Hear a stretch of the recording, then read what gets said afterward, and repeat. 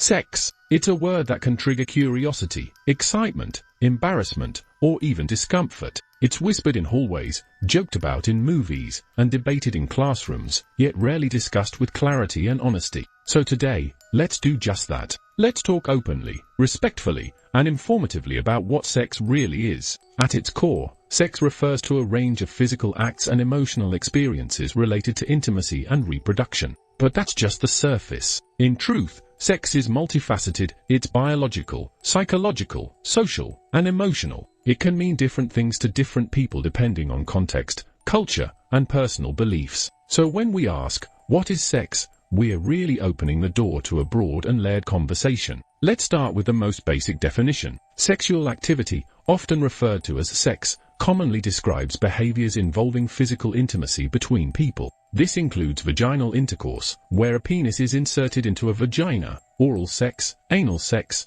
and mutual masturbation. These are all considered forms of sex because they involve intimate contact and often aim to create sexual pleasure or intimacy between partners. But defining sex solely by physical acts leaves out much of the picture. Sex also has a biological dimension. From a reproductive standpoint, vaginal sex is the way humans biologically reproduce. When a sperm cell from a male fertilizes an egg cell from a female, it can lead to pregnancy. This function of sex is foundational to the continuation of human life. But even biologically, sex is about more than just reproduction. It involves a complex interaction of hormones, brain chemistry, and body systems that work together to create desire, arousal, and physical response. But let's go beyond biology, because humans don't just have sex to make babies. We do it for many other reasons: to express love, to feel closer to someone, to experience pleasure, to explore our identity, or even to relieve stress. And that brings us to the emotional side of sex. Emotionally, sex can be a deeply intimate experience. It has the power to bond people, build trust,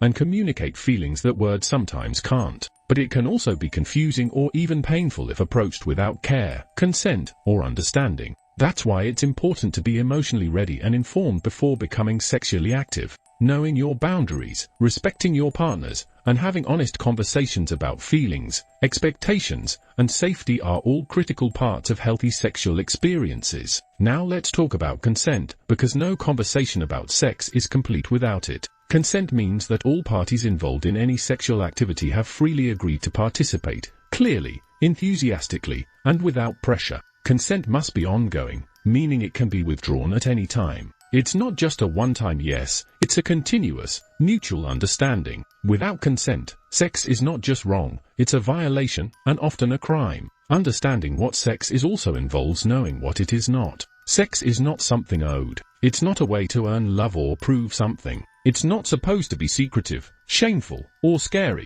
Unfortunately, many people grow up learning about sex through distorted sources, pornography, peer myths, or incomplete education, which can leave them confused about what healthy sex actually looks like. That's why sex education is so important. It helps people of all ages learn accurate information about their bodies, relationships, and sexual health. It covers topics like anatomy, contraception, sexually transmitted infections, STIs, consent, orientation, gender identity, and communication. Learning about sex in a factual, shame-free way empowers people to make informed, safe, and respectful decisions. It's also important to recognize that sex exists in a cultural and personal context. Different cultures and religions have different beliefs about when and how sex should happen, and those views often influence how people understand and approach sex. Some people believe sex should only happen within marriage. Others see it as a natural part of dating or committed relationships. There's no one-size-fits-all answer. What matters most is that decisions about sex are made with respect, honesty, and personal agency. Now let's look at sex through the lens of sexual orientation and identity. Not everyone experiences sex in the same way. People can be heterosexual, homosexual, bisexual, pansexual, asexual, and so on. These identities relate to who someone is attracted to, or whether they experience sexual attraction at all.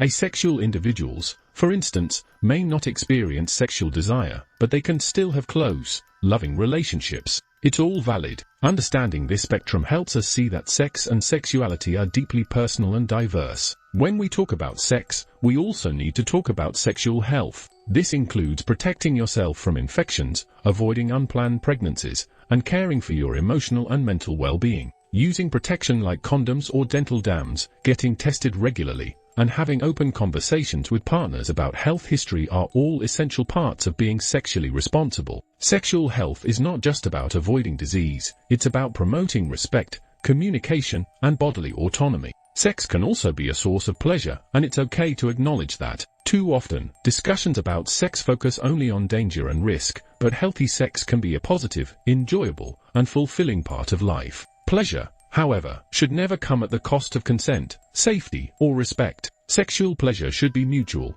comfortable, and desired by everyone involved. Another often overlooked aspect of sex is the importance of self-knowledge. Before becoming sexually active with someone else, it's incredibly helpful to understand your own body, what feels good, what doesn't, what boundaries you have, and what values guide your decisions. This kind of self-awareness builds confidence, helps prevent unwanted experiences, and strengthens your ability to communicate in relationships. So what is sex?